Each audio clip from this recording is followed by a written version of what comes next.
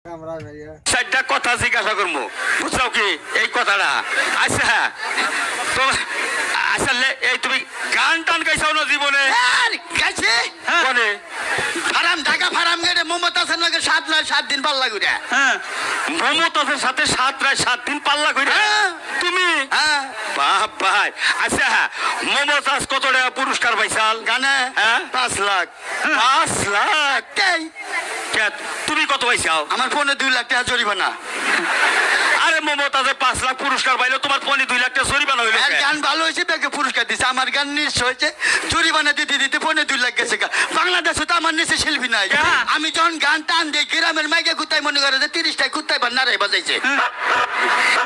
এই রকম শিল্পী তুমি? আচ্ছা তুমি যে গান গাও, হ্যাঁ এই গান গুলা কি তুমি নিজের লেখা গাও না? নিজের লেগে পরের লেখা গান আমি গাই না। না তুমি লেখা গাও? হ্যাঁ আচ্ছা কতটি গানে পর্যন্ত এ লেখছো? পর্যন্ত হ্যাঁ? না হলে 15,000।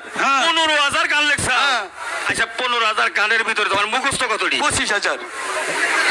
এই বেশি কইছি। হ্যাঁ? তুমি গান লেখা 15,000, মুখস্থ তোমার 20,000 হইলো? লেখক বললো একটা লেখ নিয়ে 4-5টা মনে কোনো জায়গা। এত লেখক ভালো তুমি? আমি গান লেখ নলি হ্যাঁ। যমুনা নদীর পানি ফুরিয়ে জায়গা গান লেখা শেষ হয় না, জানেন? এই রকম লেখক তুমি? ঠিক আচ্ছা, গান। এই 15,000 গানের মধ্যে ঠিক হ্যাঁ একটা গানের খালি 2টা কলি গছো তুমি, আমি শুনি। আব্বা কও বাবা ইচ্ছুকা খালি সুর দাও, খালি বুঝবো তোমার গলাটা। আগে বই না ভালো আছে।